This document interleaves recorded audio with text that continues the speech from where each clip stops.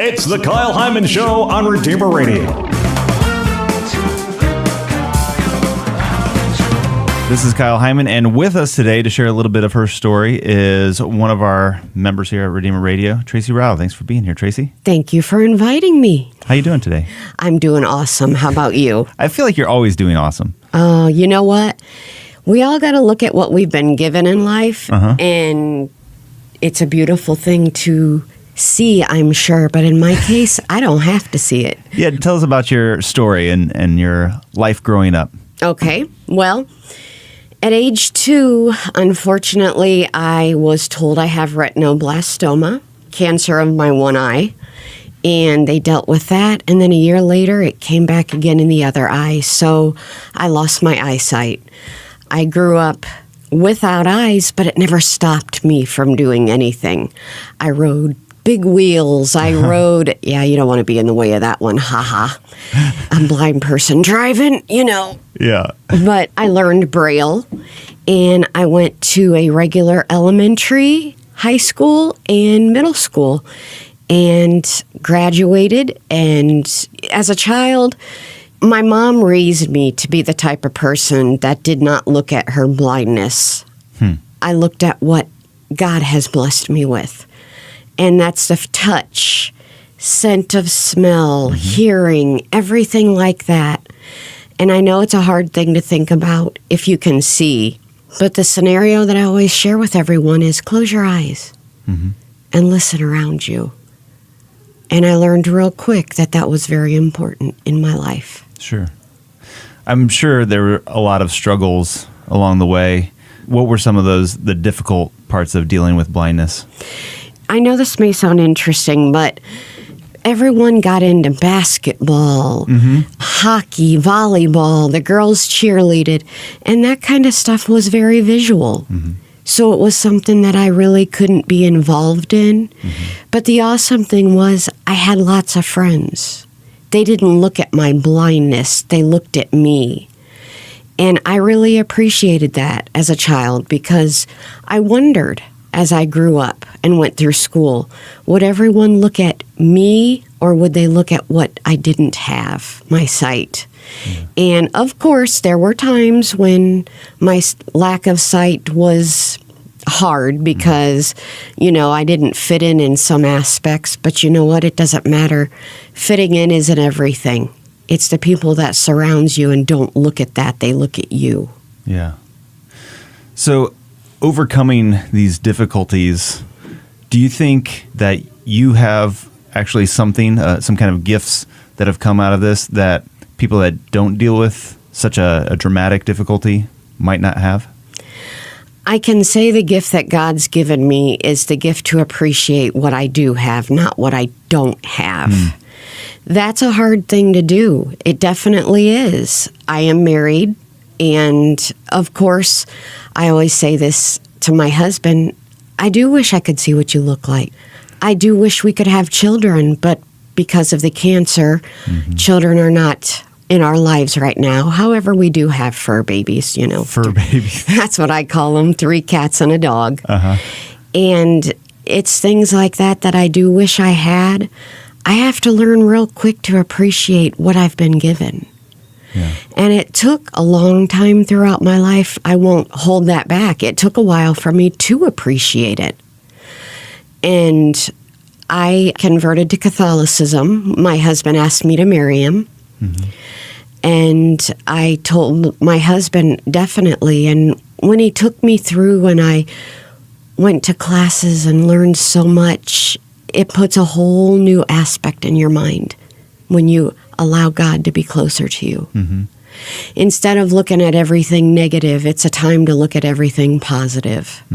And I did a lot of that once I was taught that that's what should be happening, not the negativities. Yeah. So you were kind of caught up in negative thought for a while? I was. Before I met my husband, there was so much that I looked at that I didn't have, that I couldn't do. I couldn't drive a car. I didn't meet that special person. I was very much afraid that I never would because for fear that they're looking at my lack of eyesight and not looking at Tracy. Yeah. there was definitely thoughts of that in my mind. But my mom always said to me, Tracy, one of the main things that you need to remember is you're here on God's earth. Mm-hmm. You've been blessed in many ways. Don't always look at what you don't have. And she's right. Yeah. There's so much in our lives that we could look at that maybe we don't have. But I promise you, if you actually sit down and look around you, you'll see what you do have. Yeah. And that's something that I think most people, maybe everybody, struggles with, comparing themselves to other people. And, whether it be physical things that you have or don't have, or, financial or family or whatever, we can always see somebody else that seems to have it better than we have. But like this message of realizing what we do have and valuing that, and realizing that we're all different, that God creates everybody different, and that we have different strengths and weaknesses. And that's very true. And I've learned really quickly to look at my strengths. I battled cancer again, brain cancer, in 2010. And since then, I've battled sinus and lung. So I've battled multiple types of cancer. Mm-hmm. Does it scare me? Yeah, it does.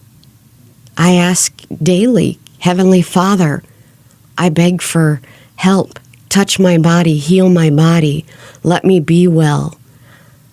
And I'm not going to sit here and say that I have days that I don't worry. It's not true. I do. There are days I do worry. Yeah. And I think that's everyone. We all have those days. But in my aspect, I've learned really quickly to look at things that have helped me deal with what I'm dealing with. Mm-hmm.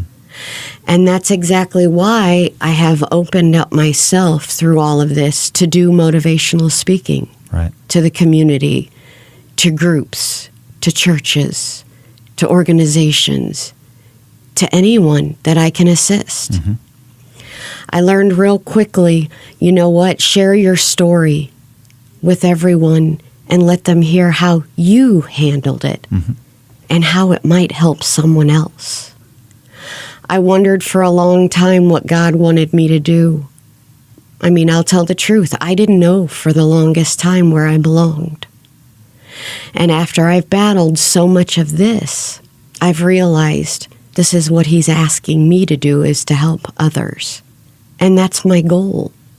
That's my goal in life. Yeah. We're talking with Tracy Rau, who has been blind since age 3, is that what you said? That is. Do you remember being able to see at any point? I do not. Really? I remember nothing of sight. And that's why I'm on Facebook, and I also have an inspirational speaking page. Uh-huh.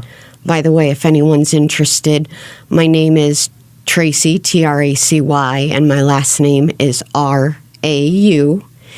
And what I do is, on my pages, I put happy thoughts. I put inspirational thoughts. And what I do sometimes is I'll take my cell phone outside and I'll videotape being outside. And I ask everyone, please close your eyes. Don't look at this video. Because in all honesty, a blind woman with a video, oh Lord, look out. I'm just saying. Who knows what's on the video? I'm just saying. I could take a picture of, the grass. Yeah.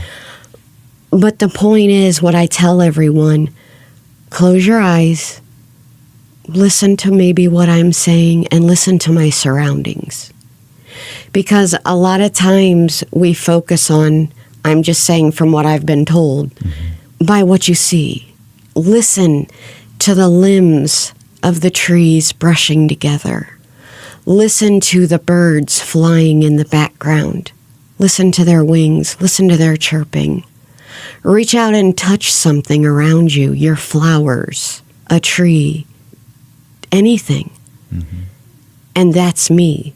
And I always tell people, you don't have to see it to know that it's there. Mm-hmm. We're surrounded by so much. And our lives are so busy. We hurry through a lot. And I understand that. My life is that way too. But we have to learn quickly to understand, what have we been given that sight's not something that you have to use to find it. Yeah. So when you're speaking to say elementary school kids, what would be your message for them? My message to them is appreciate everything that surrounds you. Don't base everything on, I didn't get to do this today. I didn't get to do that today, which I understand. Sometimes that's what as an adult, I didn't get to do this today. Right. But what did you get to do? How did you feel when you did it? Did you ask God to do this with you? My husband and I went on vacation, and there was a family in one of the stores we were at. And I was talking to them, and I knelt down and talked to the child that was there. And I said, "Hi, how are you?" And the child looked at me and said, "I'm doing good. May I ask what's wrong with your eyes?" Mm-hmm. And you know what? That's okay, because the child noticed that, and that's something I want to let her know. I said, "You know what? My eyes don't work, but I can hear you." And she said, "Can I have a hug?" I said, "Well, of course."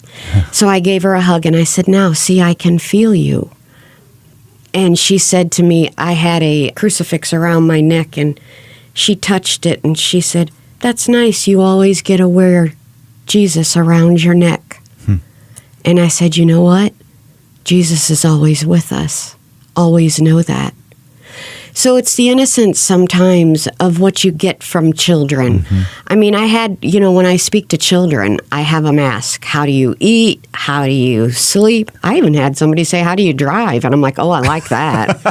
Let me see if my husband will let me drive the car. I'm just saying. Right. Isn't that what they call it, driving by Braille whenever you go on the rumple strips and stuff? That would be a very scary Braille. We don't want to go through that. Yeah. But it's amazing that the stuff that the kids think of that we do every day and assume everyone can do it. But my goal is to let the kids know, just because there are some things that I can't do, there's a lot that I can. Sure. And that's what I do during speaking engagements. I let everyone surrounding me know, you know what? I may have a lot of things that I can't do in my lifetime. But if I sat down and counted how many I could do, I promise it's just the same. That's my encouragement, is to be sure that we don't just have to see it to know that it's been given to us. Yeah. Well, you're an inspiration to everybody that you meet, and the people around here for sure, and always such a joyful person. You're just pleasant to have around and smile despite what you've been through. You've got a joy inside of you that's really obvious, and it's almost like you can't contain it. It just keeps pouring out. So I thank you for that and your presence. And if anybody wants to get a hold of you, they could just email or call us here at the station, and we'll definitely put you in touch. But also, where can they find your Facebook page? If they just go on Facebook and type in my name, Tracy, Tracy, last name Rau, and send me a friend request, that would be fine too, as well as if they're interested in my inspirational speaking page, it's Inspirational Speaker Tracy Rau, Tracy Rau. I appreciate being here with all of you, and what I really, really enjoy is you guys don't, "Tracy, can you do this? Tracy, can you do that?" It's, "Tracy, will you do this or that?" And that's what makes me feel good. No need to ask. I'll attempt anything. And just being here with all of you, assisting and doing anything I can, makes me feel awesome. And I thank God daily for blessing me with this. Well, we're thankful as well. And thanks for sharing with us your story and the inspiring message that you have to share with people. My goal in life, and God's brought me to this, is to help anyone in need, because I've been helped by many myself. All right. Thanks, Tracy. Thank you all. God bless.